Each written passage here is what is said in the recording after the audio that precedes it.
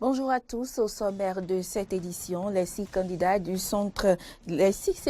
Centre national hospitalier et universitaire Hubert Koutoukou Maga étaient en assemblée générale ce jeudi. Objectif, analyser le contenu du rapport produit par la commission technique des réformes dans le secteur de la santé. Les épreuves pratiques du baccalauréat technique ont démarré ce jeudi sur toute l'étendue du territoire national. On en parle dans cette édition. Et puis, le président américain Donald Trump a annoncé jeudi le retrait des États-Unis de l'accord de Paris sur le climat, une annonce qui suscite beaucoup de réactions.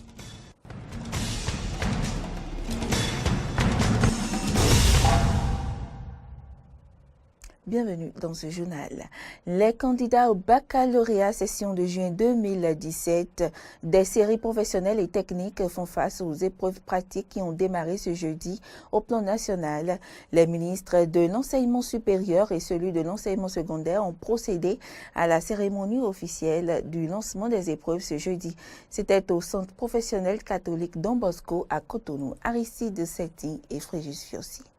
Ils sont au total 115 855 candidats à composer dans 8 centres sur toute l'étendue du territoire national à partir de ce jeudi 1er juin pour le compte du baccalauréat 2017 des séries professionnelles eau et assainissement E, F1, F2, F3, F4 et G1. Le centre professionnel catholique Don Bosco de Zogbo de Cotonou a servi de cadre pour la cérémonie de lancement des épreuves pratiques par le ministre de l'Enseignement supérieur, Madame Odile Atanasso, et son homologue de l'enseignement technique et professionnel, Lucien Kokou. Les deux ministres n'ont pas manqué de souligner l'importance de ces filières d'enseignement.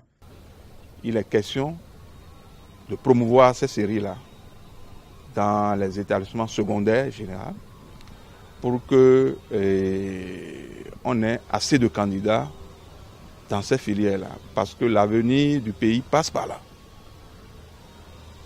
L'enseignement technique et la formation professionnelle aujourd'hui, c'est le choix que le gouvernement a fait pour un plus à notre économie, parce que cette main-d'œuvre qualifiée peut être utile pour la construction dans la technologie. Et justement, nous devons encourager les jeunes à aller vers ces séries techniques. L'ambition du gouvernement, c'est de former des étudiants du niveau Bac+2 dans le corps des métiers. Et c'est pour récupérer en fait tous ceux qui ont fait la formation professionnelle en enseignement secondaire. Nous avons les métiers du bâtiment dans lesquels nous aurons la plomberie, les menuisiers, les métiers du bois, la menuiserie. Nous aurons les carreleurs que nous voulons former à un niveau Bac+2. Parce que si vous lisez le programme d'action du gouvernement, le pilier 2, c'est engager le changement structurel de l'économie. Alphonse Da Silva, directeur de l'Office du baccalauréat, revient ici sur les dispositions prises par son staff pour le bon déroulement de cet examen. Ça a commencé par la propreté, tout se passe très bien. Nous étions à Don Bosco, nous sommes venus au lycée technique Koulibaly. Tout se passe bien, il n'y a pas de confusion. Je crois que c'est le pari qui a été pris par le gouvernement aussi, de faire en sorte que les appréciations que les professeurs vont donner puissent effectivement accompagner ces candidats-là. Et vous le savez, pour cette phase des épreuves pratiques, c'est un début pour effectivement former des cadres rompus à la tâche pour effectivement développer le pays au lieu d'importer de la main-d'œuvre qualifiée alors que nous pouvons former cette main-d'œuvre-là. À noter que le choix du Centre professionnel catholique de Don Bosco de Cotonou pour abriter les compositions est la preuve évidente de l'implication des écoles privées dans le processus de l'organisation du baccalauréat au Bénin par le directeur de l'Office du bac. Ce jeudi 1er juin, c'était la journée nationale de l'arbre au Bénin. À l'occasion de la 33e édition, c'est le site ATCIB dans la commune d'Alada qui a servi de cadre pour la mise en terre des plans.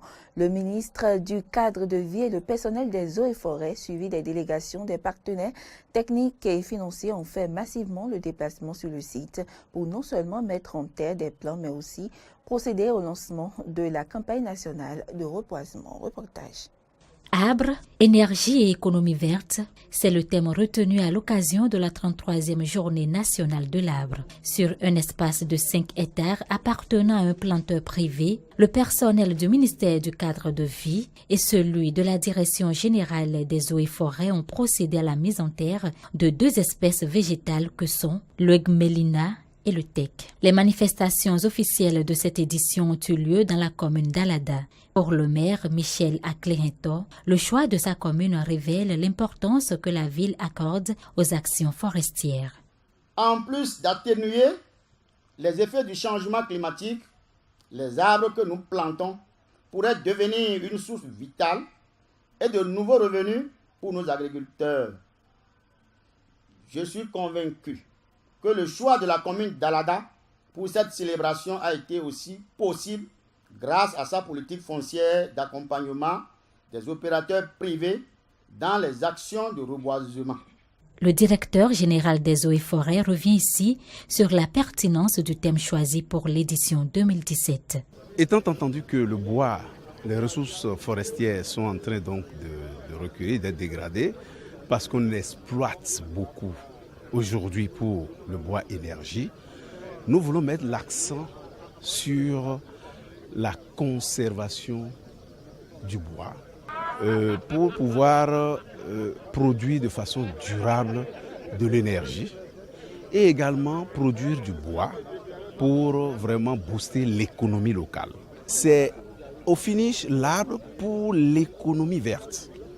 C'est pour ça que nous avons choisi ce thème, pour permettre aux gens de comprendre que ce n'est pas seulement le coton, le niébé, le maïs qui pourrait produire donc des ressources financières, mais l'arbre aussi, lorsqu'on plante, on l'entretient et que on récolte, ça peut nous produire aussi des ressources financières. Considérée comme principale source d'énergie des ménages, la promotion des ressources naturelles de façon rationnelle permettra de créer des emplois, nous dira le ministre du cadre de vie, José Didier Donato. À travers la célébration de cette année, notre pays entend préserver et consolider les actifs que constituent les ressources naturelles afin de passer à une économie verte, c'est-à-dire une économie qui entraîne l'amélioration du bien-être humain et l'équité sociale, tout en réduisant de manière significative les risques environnementaux et la pénurie des ressources.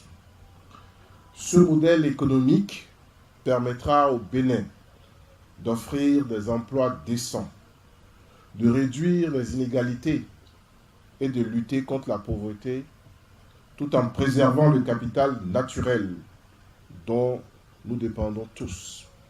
La spécificité de cette année est le lancement du programme de reboisement intensif du territoire, ce qui va permettre de lutter contre les changements climatiques. L'édition 2017 a été également l'occasion pour les autorités d'encourager certains acteurs du secteur du bois à poursuivre la lutte contre la déforestation.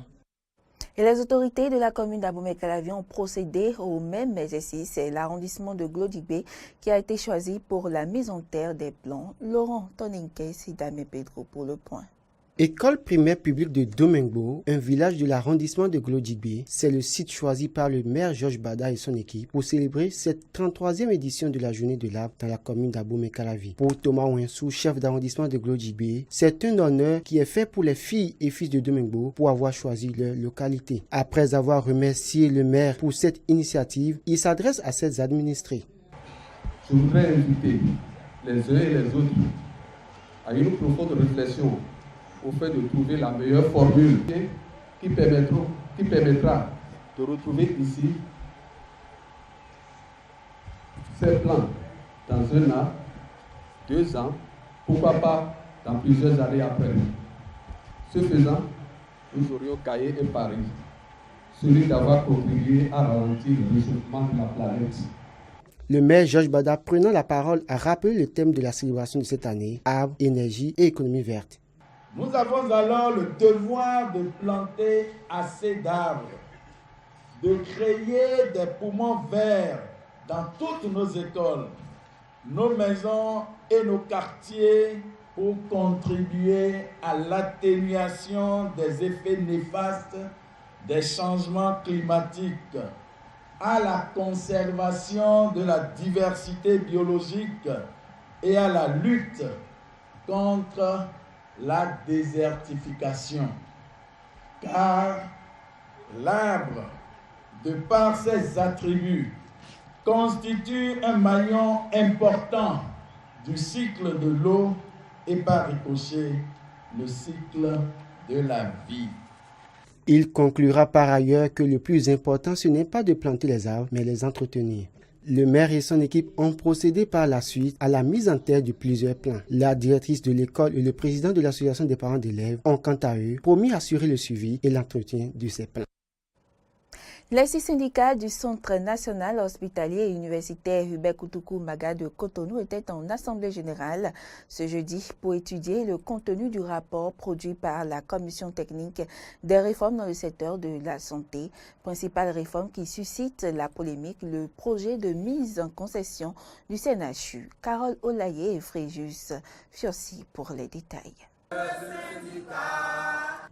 Non et non, c'est ce que disent les représentants des travailleurs du Centre national hospitalier universitaire Hubert Koutoukou Maga à une éventuelle mise en application de la principale réforme proposée par la commission technique des réformes du secteur de la santé. Il s'agit de la mise en concession du CNHU, hôpital dit de référence. Une réforme qui suscite révolte, indignation et mécontentement dans le rang des travailleurs. C'est donc pour mettre en garde le gouvernement et alerter population et travailleurs que les 6 syndicats du CNHU ont donné de la voix ce 1er juin au cours d'une assemblée générale. Oui, le secteur de la santé a besoin de réformes. Oui, à un moment donné, il faut attendre, il faut s'asseoir pour parler du secteur de la santé.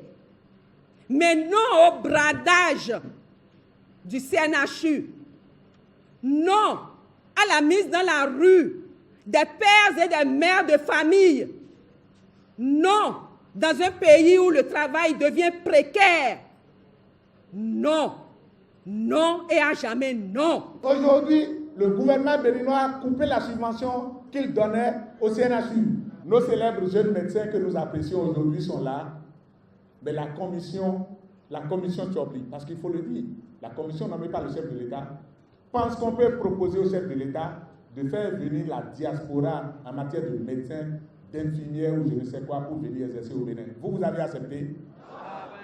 Mais ils n'ont pas pensé à un seul moment aux explorations diagnostiques. Ils n'ont pas parlé des laboratoires, de nos laboratoires. Ils n'ont pas parlé de l'IRM ou du scanner, ils n'ont pas parlé de la radiologie. Ça ne suffit pas, hein. On veut vous arracher le droit de grève. Le collège des 6 syndicats du CNHU a reçu le soutien des secrétaires généraux des centrales et confédérations syndicales qui s'engagent dans cette lutte qui n'est pas seulement celle des travailleurs du CNHU, mais également celle de toutes les populations qui peinent à survivre au jour le jour. La rupture a tout s'est retourné contre la population et contre les travailleurs qui l'ont porté au pouvoir. Et chose plus grave, on constate qu'on veut tout privatiser dans notre pays. C'est un pouvoir qui a fait l'option d'une politique ultra-libéraliste. Nous, on ne peut pas accepter ça. Et puis, dites-le lui, on est au Bénin. Attention. Effectivement, ici, c'est le Bénin. C'est pas ailleurs. Quand ça commence, les Béninois ne te reconnaissent plus. Le collège des 6 syndicats du CNHU, à travers cette alerte donnée, appelle donc les populations et travailleurs à dire non à la privatisation, que dis-je, à la concession du CNHU. Une manière de dire aussi non au licenciement programmé des travailleurs, à l'effondrement du système sanitaire, à l'évaluation des tarifs de prise en charge, à l'inaccessibilité financière des Béninois les plus pauvres.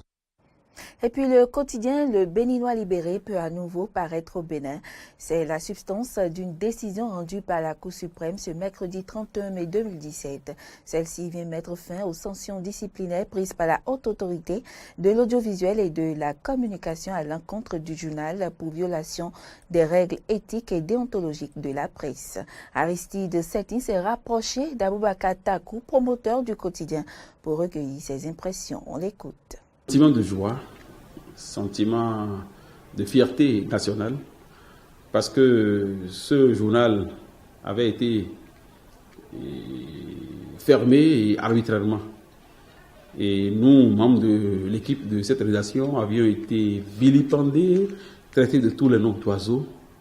Il fallait que la justice divine, la justice des hommes, au moins une justice vienne nous rétablir la vérité, nous réhabiliter dans nos droits et devoirs d'exercer le métier.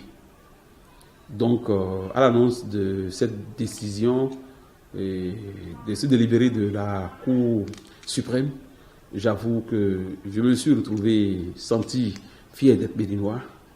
J'ai dit, ce n'est pas la victoire de Aboubacar Takou, de Richard et encore moins du Béninois libéré, c'est la victoire du peuple béninois. Oh, le rendez-vous est pris pour au plus une semaine. Le Béninois libéré, sa vocation a toujours été de servir l'information vraie, advienne que pourra, parce que nous n'avions pas de parti pris. Pour nous, l'essentiel, c'était de dire ce que nous estimons être vrai, à notre manière. Notre sentiment de fierté nationale. Vous imaginez quand vous n'avez pas appris à vendre des chaussures, à faire la menuiserie, à faire la mécanique, et n'avez appris qu'à faire du journalisme, et qu'un jour, un 8 décembre 2011, on vous interdit l'exercice de la profession, on vous traite de tous les noms d'oiseaux, on vous vilipende. Mieux encore, ce qui est déplorable, c'est que la presse, nos confrères de la corporation, ne nous avaient pas soutenus. Craignant la RAC et le pouvoir fort de l'époque, il est arrivé même que les associations professionnelles, les associations fêtières ont trouvé cette sanction pédagogique, je répète le terme pédagogique. Hors du Bénin, le président kenyan Uhuru Kenyatta a inauguré mercredi le plus grand projet d'infrastructure accompli au Kenya depuis son indépendance en 1963. Il s'agit d'une ligne ferroviaire d'une capacité de 1260 passagers reliant la capitale Nairobi à Mombasa sur l'océan Indien, un projet d'infrastructure devant asseoir la position du Kenya comme porte d'entrée de l'Afrique de l'Est. Le président américain Donald Trump a annoncé jeudi le retrait des États-Unis de l'accord de Paris sur le climat, comme il avait promis de le faire pendant la campagne au nom de la défense des emplois américains et de son slogan « L'Amérique d'abord », une annonce qui a suscité de nombreuses réactions dans le monde, y compris celle du président français Emmanuel Macron. Reportage. Après avoir longtemps entretenu le suspense, Donald Trump a annoncé la sortie des États-Unis d'Amérique de l'accord de Paris sur le climat, isolant son pays sur la scène internationale et semant la consternation parmi les 194 autres pays signataires de ce texte historique qui, eux, sont déterminés à respecter leur engagement à l'instar de la Chine. Dès aujourd'hui, les États-Unis vont cesser toute mise en œuvre de l'accord non contraignant de Paris et les charges financières et économiques draconiennes que l'accord impose à notre pays. Afin de remplir mon devoir solennel de protéger l'Amérique et ses citoyens, les États-Unis vont se retirer de l'accord de Paris sur le climat. Merci. Mais nous aurons des négociations pour revenir soit dans l'accord de Paris, soit dans un accord totalement nouveau dont les termes seraient justes pour les États-Unis, ses emplois, ses travailleurs, son peuple, ceux qui payent des impôts. Une décision qui a suscité l'indignation des anciens présidents américains Barack Obama et français François Hollande, très impliqués dans cet accord. Alors que Donald Trump espérait une renégociation de l'accord de Paris, le président de la Commission européenne Jean-Claude Juncker et le président français Emmanuel Macron sont catégoriques, il n'y aura pas de renégociation. Nous ne renégocierons pas un accord moins ambitieux. En aucun cas. La France ce soir appelle l'ensemble des pays signataires à demeurer dans le cadre de l'accord de Paris, à rester à la hauteur des responsabilités qui sont les nôtres et à ne rien céder. Je prends note de la décision du président américain de se désengager de l'accord de Paris sur le climat. Je respecte cette décision souveraine, mais je la regrette. Et je considère qu'il commet là une erreur pour les intérêts de son pays et de son peuple, et une faute pour l'avenir de notre planète. Dans cette même veine, la chancelière allemande Angela Merkel a affirmé que son pays, l'Europe et le monde unis sont plus que jamais déterminés à agir pour le climat. Donald Trump se retrouve donc seul face au monde sur le climat. Et cette annonce du président américain a également provoqué une manifestation devant la Maison-Blanche ce jeudi. Suivez les réactions de quelques citoyens américains. J'ai vraiment été choqué. Je me suis dit que je ne devrais pas, parce que Donald Trump m'a déjà tellement choqué par le passé, mais il a encore réussi cette fois. Je viens tellement souvent ici pour manifester contre ce que cette tête de nœud fait à notre pays, et cette fois, la tête de nœud fait quelque chose d'horrible à notre planète. Donc, je manifeste contre ça. Quand tu décides de te retirer d'un accord qui ne fait rien d'autre que rendre notre planète meilleure, sauver des arbres, les oiseaux, éviter la montée des eaux, choisir le soleil et l'éolien plutôt que le charbon, je n'ai pas été surpris, mais je suis en colère parce qu'on avait beaucoup avancé. Ouverture du Forum économique international de Saint-Pétersbourg ce jeudi pendant 3 jours. L'événement se tient dans un contexte de reprise après 2 ans de récession causée par le plongeon des prix du pétrole et les sanctions dues à la crise ukrainienne. Plus de 800 participants sont attendus à cette rencontre, dont les dirigeants de multinationales françaises et même américaines, à qui Washington avait déconseillé de participer au forum après l'annexion de la Crimée. Établi pour accueillir les réfugiés palestiniens qui avaient pris le chemin de l'exode après la guerre israélo-arabe de 1948, le camp d'Al-Wida, également connu sous le nom du nouveau camp d'Amman, passerait pour un quartier de la capitale jordanienne. Mais les nombreux graffitis viennent rappeler à tous que les camps de réfugiés ne sont qu'un passage. Dans ce camp de réfugiés palestiniens à Bethléem, en Cisjordanie occupée, personne ne se sent chez lui. Après la création de l'État d'Israël en 1948 et pendant la guerre des 6 jours en 1967, plus de la moitié de la population palestinienne a pris la route de l'exode à l'étranger ou dans les territoires palestiniens. Depuis l'occupation, Israël a offert des emplois aux jeunes et Abdelkader, 96 ans, redoute que beaucoup ne voudront plus travailler sur leurs terres ancestrales.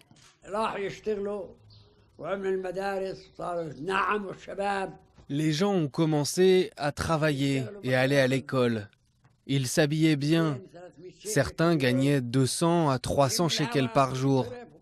Ils étaient contents et ne se préoccupaient pas de leurs terres. Ils ne voulaient pas travailler dur pour cultiver les légumes, le raisin ou les arbres.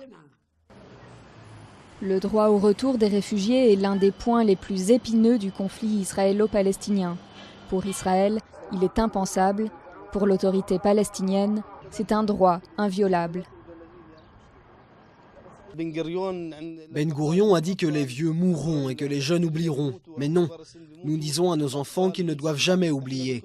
Les plus âgés leur ont raconté d'où ils viennent et où ils doivent retourner.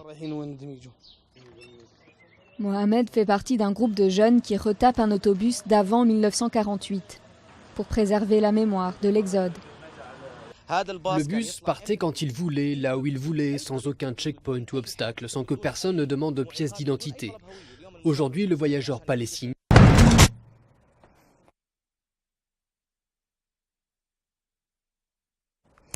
Mesdames, Messieurs, toutes nos excuses pour cette interruption. C'est la fin de cette édition. Merci de l'avoir suivi et à bientôt.